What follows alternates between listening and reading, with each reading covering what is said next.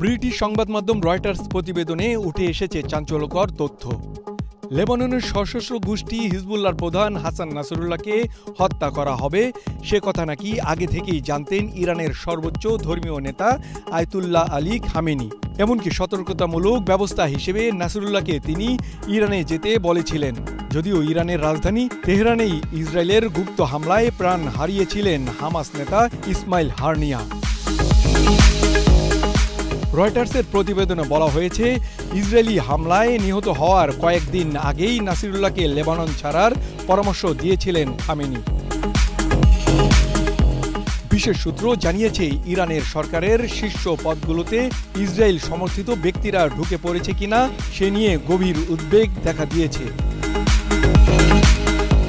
গত 17 September পেজার walkie talkie সহ Hezbollah ব্যবহৃত যোগাযোগের সামগ্রী বিস্ফোরণের পরপরই হিজবুল্লাহ প্রধানকে একটি বার্তা পাঠান খামেনি। ওই বার্তায় হাসান নাসরুল্লাহকে দ্রুত লেবানন ছেড়ে ইরানে চলে আসতে বলেন তিনি।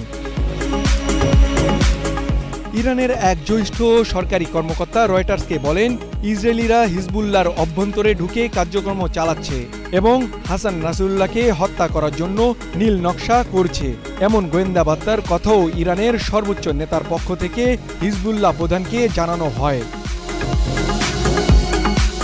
ওই সূত্রের মতে আইআরজিসির কমান্ডার ব্রিগেডিয়ার জেনারেল আব্বাস নীলুফর শানকে লেবাননের হিজবুল্লাহ প্রধানের কাছে বার্তা দিয়ে পাঠিয়েছিলেন খামেনি। ইসরায়েল যখন বৈরুতে হাসান নাসরুল্লাহর বাংকারে হামলা করে তখন সেখানে আব্বাস নীলুফর শানও ছিলেন। তিনিও সেখানে হিজবুল্লাহ প্রধানের সঙ্গে নিহত হয়েছেন। মোয়াজ্জেম হোসেন, চলমান বিশ্ব।